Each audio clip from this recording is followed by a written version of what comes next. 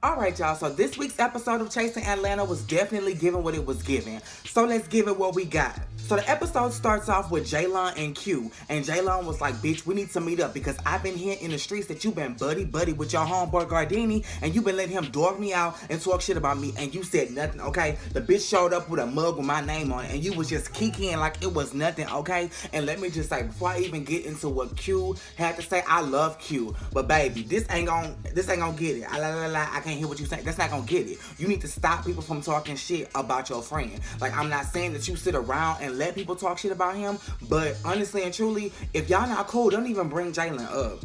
Let's just do that. And then Q was like, listen, I can be friends with who I want to be friends with, but just know I'm not gonna let nobody disrespect you. And Jalen was getting all emotional, like, you don't understand. This person is one person. They just keep coming up, ruin my motherfucking life. I was living in my shop, okay? I had lost everything. I had to start from scratch. Okay, bitch was crying. She was shedding makeup all over people's clothes. Like, it was just a tragic scene. Like, and my heart went out to Jalen because, oh my gosh, like, to lose everything behind somebody, behind some petty ass mess, that's some fucked up ass shit. And Gardini, you gonna pay for that. I love you, Gardini, but you gonna pay for what you do to people. If you going as far as to take food out of people's mouths and have them fucking homeless, bitch, that is not cool. So as Q and Jalen are wrapping up their scene or whatever, We Were Born walks up, and here's a little tidbit, okay? I heard this through the grapevine. Baby, We Were Born were already to the side, just sitting and waiting to walk up. Like, girl, you ready? You ready? Like, they was not coming out no fucking rehearsal, bitch. They was waiting to the side for their moment in the spotlight, okay? And then when they walked up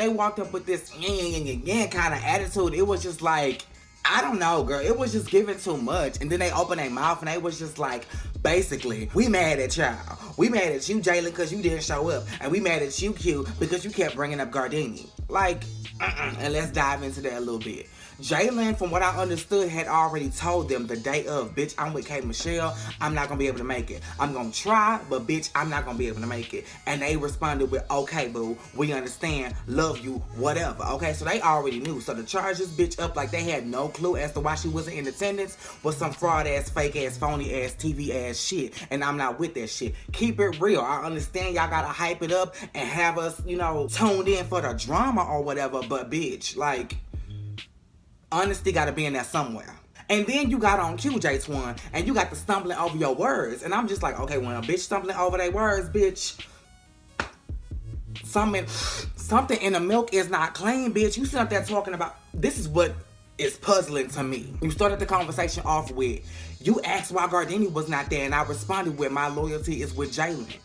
Then you kind of wrap that shit up in a bow like, and he was thinking that the reason why I invited and uninvited Gardini was because of you. Yeah, bitch, he was thinking that because that's what you said, bitch. All this shit about he hates everybody. He called Kendra Trey. He called Troy Board. All that shit you said none of at the party. Okay? Not in the regular version. Not in the uncut episode. None of it, bitch. Did you say that Gardini was saying all this shit? You was like, do not bring Gardini up because, bitch, I uninvited him and that's that. Don't question me about nobody in my house. But your reason behind that was because you had a loyalty to Jalen. The same bitch that paid you dust and did not show up. And then Berlin. Girl, where is this anger coming from? Because you known for, yeah, like, you the side girl, you robbing, bitch. Okay, J Twan is the Beyonce of the group. I thought we had already established that, and you just, you Kelly, you hype him up. You get what I'm saying? But you had a voice, girl. You was what? What? Like, you was in it. And baby, Q wrapped your ass up in a nice little bow, okay? Because I'm gonna swivel to the side. I don't do this often, but bitch, the way he wrapped your ass up, the mop on your head, the dry ass makeup, the dry ass finger, bitch, he was giving it to you. And honestly, you deserved every piece of it, bitch. Cause I wanna see, like, you was giving a look. We invited you. And you had to get time. You had to get time. So don't act like, girl, what? We just wanted to understand why he was invited and then minutes before he was uninvited. You said you invited Jalen months ago. So when you invited Gardini, you had already known that Jalen was gonna be in attendance. Or at least you expected her to be. So why did you invite him in the first place? Jalen in the studio. Y'all may be disappointed, but bitch, I'm tired of reading her for her vocals, so I'm just gonna move past that.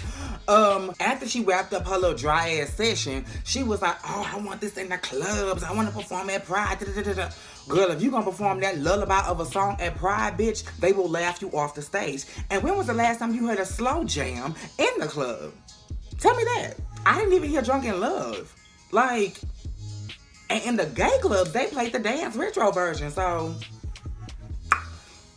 unless you got a remix up your sleeve, bitch, ain't nobody trying to hear that shit in the club. And then Busy got to talking about Q. Obviously, because Jalen brought him up or whatever. And he was like, I love Q or whatever. I think we went too fast. I think we're going to end up back together eventually. We got a lot of love for each other, this, that, and the third. And I really like Busy. I think Busy should be a part of the cast. That scene was kind of entertaining. Like, I was digging what he was saying. I was listening. I was attentive. And I think he'd be a great addition. I don't think he's going to be with the... Well, maybe he traveled too much for y'all, so... He sound like he booked and busy, bitch. So maybe he don't have time to sit around and chase Atlanta. Jalen and Montel, I don't really have a lot to say about this scene. I'm just gonna say that I'm happy that these two individuals could put their differences aside and be the bigger person and work together. And, you know, come to the conclusion that, bitch, we really ain't got nothing to fight about. So let's talk this shit out when we get some spare time. And, bitch, let's move forward. Excuse me. And that's what all y'all should be doing. I understand, again, y'all gotta keep up the drama for the show, but bitch, like, if y'all gonna keep up the drama, don't take it seriously. And if y'all gonna take it seriously, then don't keep up the drama.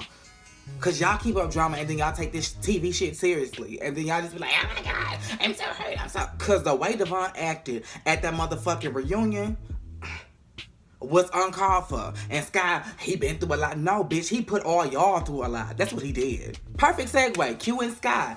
So Q meets up with Sky. I guess he was filming something. So in between filming, he had met up with Sky. And they got to talking about Cameron. Q was like, I like Cameron or whatever. I think we could be cool. But every time I'm around him, he's switching up his story. One day it's this, the next day it's that. And I just, I can't get down with the rat-a-tat-tat, bitch. On top of the fact that he was like, you was the one that taught him about me paying his bills. Sky was like, whoa, bitch. No, ma'am. He called me with the information. And I was like, bitch, I heard it too. I can't confirm or deny because I don't know. And then Sky went on to say, that's my boy or whatever, but he has been known to straddle the fence. And let me just say, Cameron, that's not a great trait to have, okay, bitch? Like, pick a side. You gonna disappoint some people, and that's all right. Everybody ain't gonna like you. Even Beyonce said when she was in Destiny's Child on Survivor, there's plenty of people who don't like me, but there's 10 times more who love me, and I love myself. So you gotta take on that mantra, bitch. You can't be everybody's friend. Because right now you looking like a fucking fraud. And you don't want that in these streets, okay? Because when everybody stop liking your ass and you be by yourself, who gonna buy your threads? Nobody. So then Oliver Twist walks in. And I guess Q was like, perfect timing. Bitch, I got to go back to stay. Would you look at the time? I gotta go. How about y'all sit and talk and I'll be back when I'm done or whatever. So Sky and Oliver sit down. And Sky went right into it, bitch. I'm Devon's best friend and I really just want to know what's going on with you, Devon, and Dewan. And Oliver, I love you. You messy as fuck sometimes. But I love you to death. Baby, you was like, what do you know? That's my type of shit right there. Bitch, find out what that motherfucker know before you get to spilling tea that this motherfucker don't even know exists yet. Don't incriminate yourself even more than you already seem to be. So, what do you know? And then that's when Sky was like, I heard through the grapevine that you, which I don't know with the family tie situation. Y'all gotta fill me in. Was he supposedly family with Dewan or with Devon? Like, I don't know. But I heard the family tie thing, and then I heard at some event, Oliver was claiming that he and Dewan had sex. I don't know if it was at the event, the night of the event, or what, but event was in there somewhere. And then Oliver kept asking questions. When did this happen? Okay, like, how did you hear this? Cameron name came up again. And Oliver was like, okay, now I'm following you. And then when Oliver wrapped the shit up, he was like, listen, I don't want to talk about this shit, but oh well, let me just basically tell you. He didn't say, but in so many words, he was like, nothing happened. I don't want to talk about something that didn't happen. And honestly, if he wants the truth, if Devon wants the truth, he needs to go to the person that owes him the truth. And that's his boyfriend. And I guess I see it from both sides. I see it from your side, Oliver, because it's like, bitch, why you questioning me? And your man got the same answers, bitch. We was at the same event. We was at the same situation. We was in the same motherfucking bed, supposedly. So anything I can tell you, he can tell you. So, bitch, go to him. And I also see it from Sky's point of view. Bitch, whether or not you like it, you inserted yourself in a relationship. So you're involved. So you do have to speak up and you do have to explain yourself. Like, why are you even involved? You talk about multiple times the one that's hit me up, and every time the one had hit me up, I would forward that message to Devon. Bitch, get your man.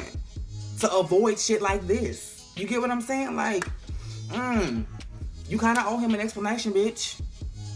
Because, I mean, whether or not you slept with the man, I'm pretty sure you entertained it. You must have responded or gave him some type of entertainment for him to feel like he can come back over and over to try to shoot his shot. You get what I'm saying? And then, of course, conveniently, Q comes back. And Q was like, okay, let's pick up where we left off. You and Cameron, what's going on? I heard y'all was dating. What's going on? Sky was like, no, we're not dating. We went on a date. He asked me out on a date, and I consented. And while that's going on, Q was thinking, and Q was like, wait a minute, wasn't he engaged a couple weeks ago? And Scott was like, I don't know. See, that's exactly why. But I knew he was in a relationship, and I didn't know if his partner was going to be okay with us being friends or whatever. Friends don't date, boo. So, Scott, I don't know what y'all do in Atlanta, but friends do not date.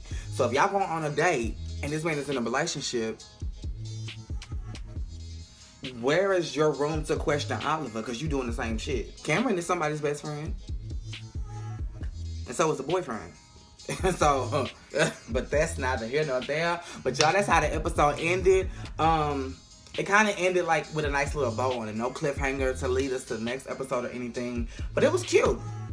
And y'all gotta start checking out these lives, bitch. Because, baby, the cast members are spilling tea in these lives. That's the true episode right there. But y'all, it was given what it was given. Make sure you are liking, subscribing, commenting, and that your notifications are on. Same place, same time.